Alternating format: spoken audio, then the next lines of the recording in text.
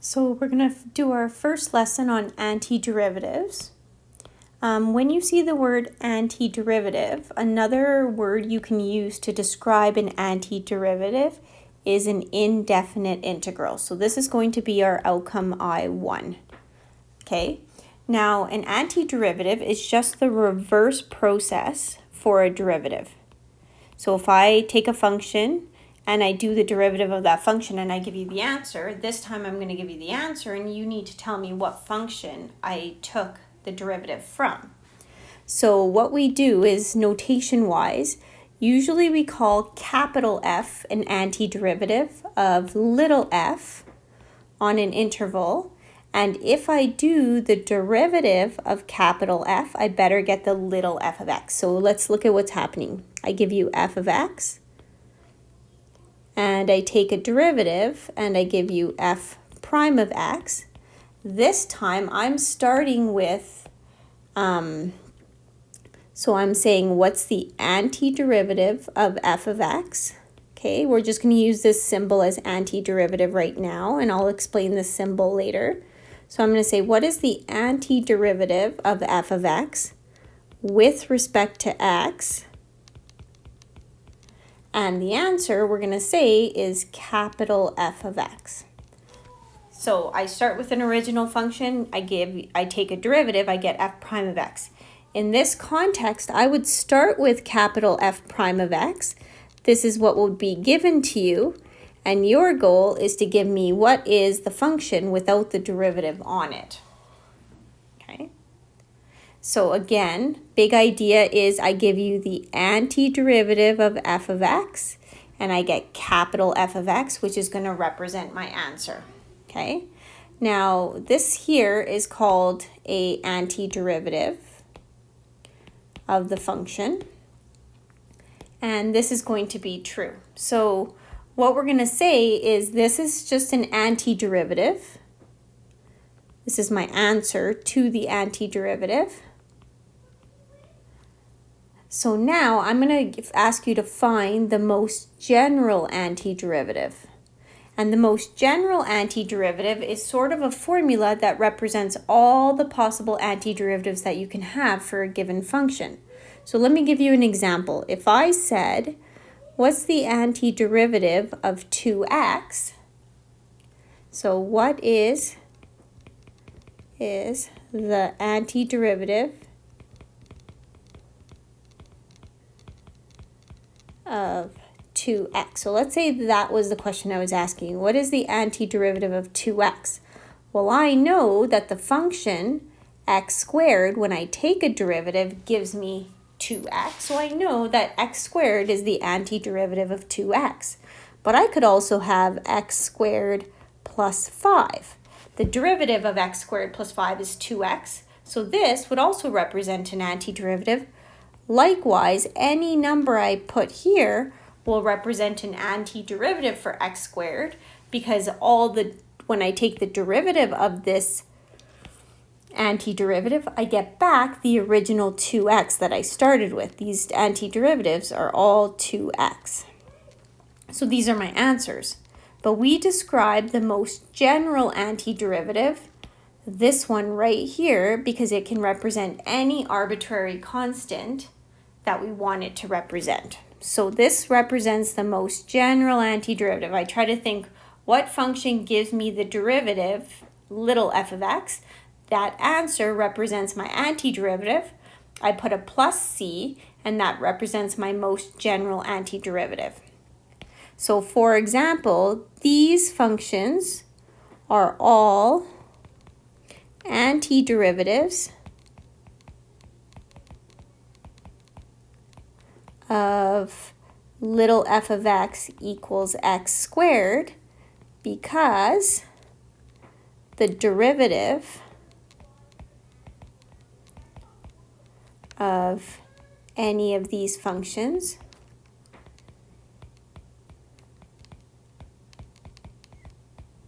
is f of x equals x squared. So literally, these are my capital F of x's plus some number here. This represents the most general antiderivative, And then the ones that are with any specific number represent very specific solutions, which we'll describe in a little while. Okay, so my little f of x would be x squared. My capital F of x is the antiderivative of little f of x, which is 1/3 x cubed plus my arbitrary constant. So this capital F of x is my antiderivative. Now we call all of these members of the family. I'm just going to call it a family of curves, which all have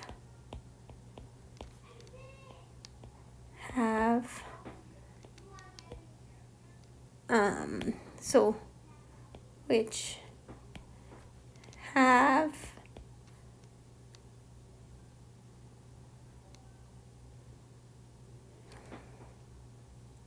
well, I can use the same wording that they already used. It's the member of the family of antiderivatives of the function x squared, because these are all answers to the antiderivative of x squared.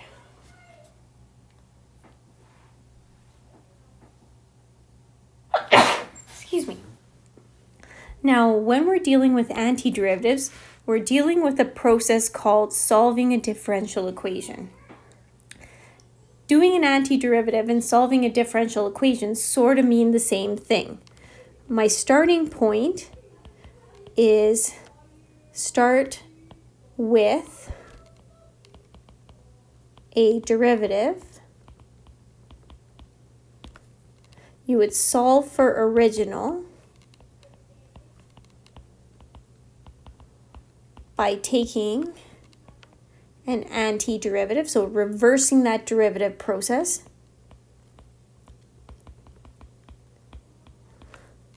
And then we're going to say find particular solution with a point. So this is really what it is. I give you a derivative, you find me the original function, and if I give you a condition or a point on the graph, you're able to find me a very particular solution. So let's just say, for example, I was looking for this very particular solution. There's a lot of solutions here, but I want the solution that has the y-intercept being 0. This is my only answer, one answer. Okay, so let's look at an example. Okay, my example is y prime equals 3x. So I need to find what function gives me an antiderivative of 3x. So I need to say, what function gives me a derivative of 3x? Well, I know that x squared would give me a 2x. But if I take a 3 and already put a 3 here, now I'm going to get a 6x, but I only want to get a 3x. So I'm going to divide my answer by 2. So that would be my original function. Putting a plus here, C represents my most general antiderivative. Okay, let's look at another example. I'm going to give you the example y prime equals 2. We need to find a function whose derivative is 2. I know that function is going to be 2x. So 2x is an antiderivative of 2. Y equals 2x plus c is my most general antiderivative. So I'm going to say my most general antiderivative. Now, do they give me any other solutions or conditions? Nope. This would be my solution to the problem. It represents a family of curves. So I take c values, choose specific c's. So choose specific c values to get a few members in the family, just like before. So we're finding members of the family of antiderivatives of the little function f of x, which is my 2x. Or which is my 2, sorry. Okay, so this symbol here tells us we're doing an antiderivative. This function here tells us what we're doing the antiderivative of. So antiderivative of f of x. And this symbol here tells us which variable we're doing the antiderivative with, and it's with respect to x.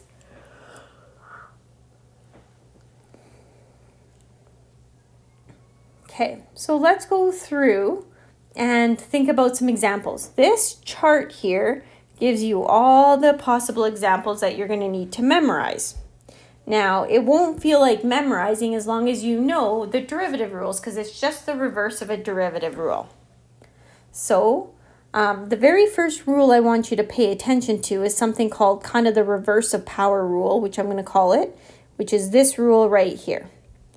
It tells us if I want to do the antiderivative of x to the n, the derivative is n x to the n minus 1. So if I want to do the antiderivative of x to the n, I'm going to add 1 to the exponent instead of subtracting 1. And then whatever that number is, I need to divide by it because I don't want that number present as a coefficient because my original function didn't have a coefficient. So what we're going to do is we're going to take this variable. The exponent is a 1, so I'm going to use power rule. And 3 is just a constant multiple, so I'm going to just leave it there. So my antiderivative is going to be 3. My power rule says I add 1 to the exponent. 1 plus 1 is 2, so I'm also going to divide this answer by 2 and put my arbitrary constant c in.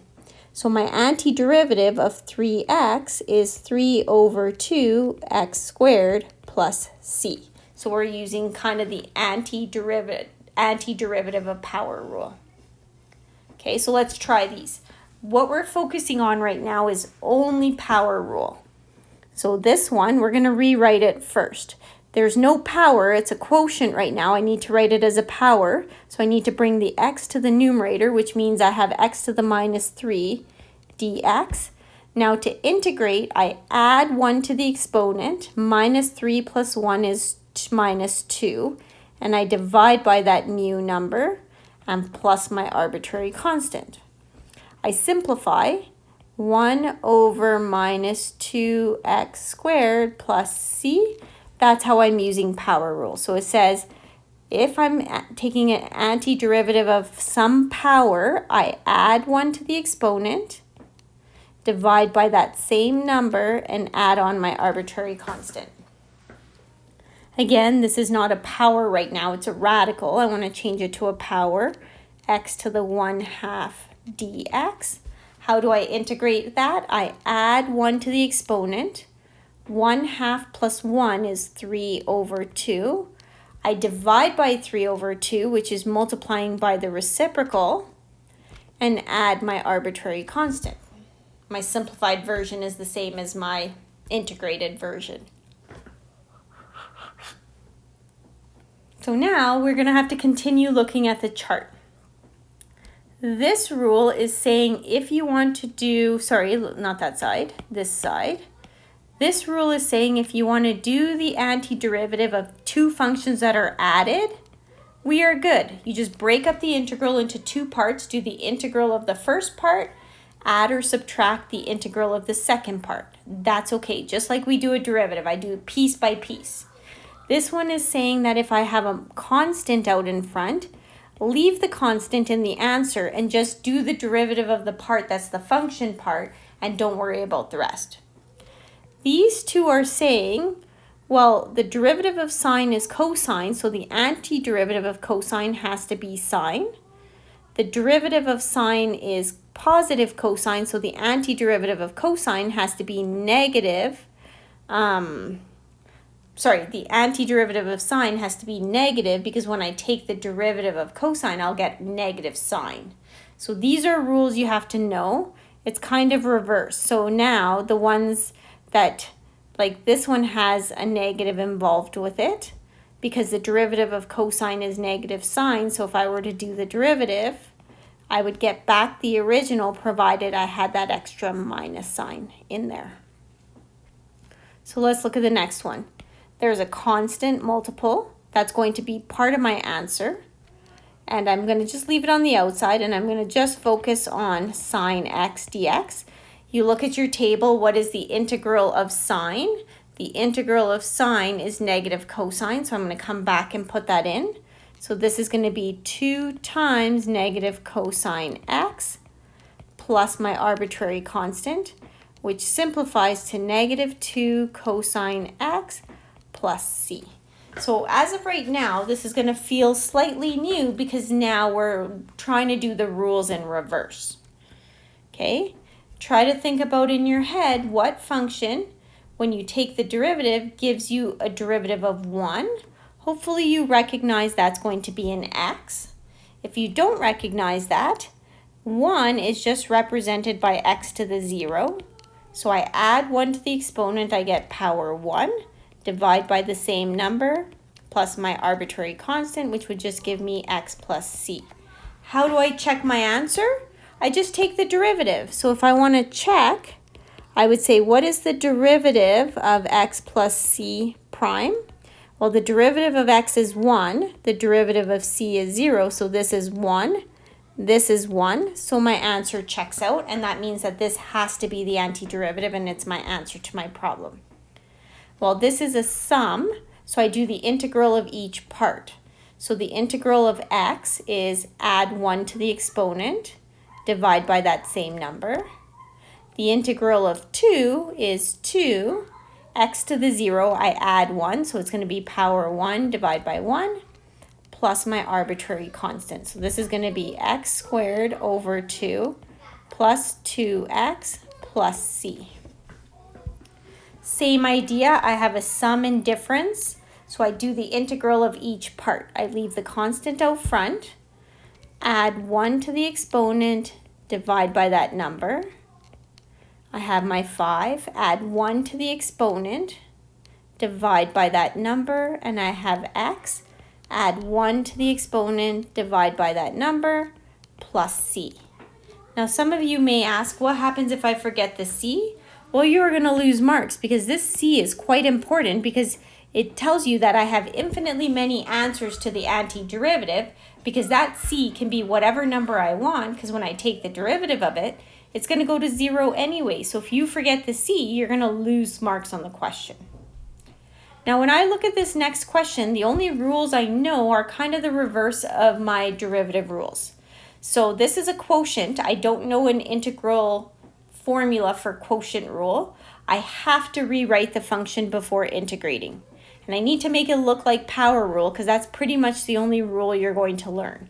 So I notice that there's more terms on the numerator and it's divided by a monomial denominator, so I can break the fraction up into 2 parts by just separating the denominator into 2 parts.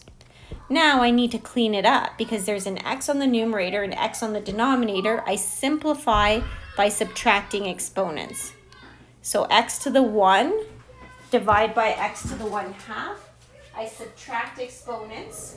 When I do 1 minus 1/2, I get 1/2, so I get x to the 1/2 on the numerator, plus, now this second term has x to the 1/2 on the denominator, but I want to move it up to the numerator because I can't deal with it when it's on the denominator. And then I'm integrating with respect to x. Now I've turned this into power rule for integrals. So now I'm just going to apply my power rule. I add 1 to the exponent, I get 3 over 2. Divide by 3 over 2, which is the same thing as multiplying by 2 over 3. Plus, I add 1 to my exponent, x to the minus 1/2 plus 1 is positive 1/2. I divide by 1/2, which is multiplying by 2 over 1. Add my arbitrary constant, and that's my solution to the problem. Okay? The trick in most of these questions for I1 that you're going to get is that the antiderivative cannot be completed until you actually simplify the function. You can't simplify. Without simplifying, you will not be able to take the antiderivative because there are higher level techniques that we won't learn in our course. Now this one's a bit tricky. So what I'm going to do is I'm going to break this up into sine over cosine. And then you're going to notice I'm missing a cosine on the denominator. So I'm going to write that as 1 over cosine x dx. And then I say, okay, well, sine over cosine is tan x 1 over cosine is secant x dx. And then you think in your head, well, I remember a formula that gives me this as a derivative. What formula was that? Well, that formula would be secant x, because the derivative of secant x is secant x tan x, which is exactly what I have. I add on my arbitrary constant and I'm done. Okay, let's try a few more examples. Again, the key in all of these problems, including, if you were to write an assessment on this, is can you rewrite your function? If you cannot rewrite your function, you're not going to be able to integrate. So what does it involve to rewrite my function here? It involves bringing this denominator up, because I have not shown you how to do an antiderivative with anything on the bottom. So I bring this function up and make it look like power rule, 2x to the 1/2 dx. And then I just start integrating. The 2 stays along for the ride. Add 1 to my exponent, so x to the 3/2 divided by that 3/2, which is the same as multiplying by 2/3, plus my arbitrary constant. And then you can clean up your answer. This will become 4 over 3 x to the 3/2 plus c. Now, I've never shown you how to do anything with a squared here. It looks like power rule, but there's also some weird chain rule happening. So how am I going to rewrite my function? I'm going to distribute t squared plus 1 out twice.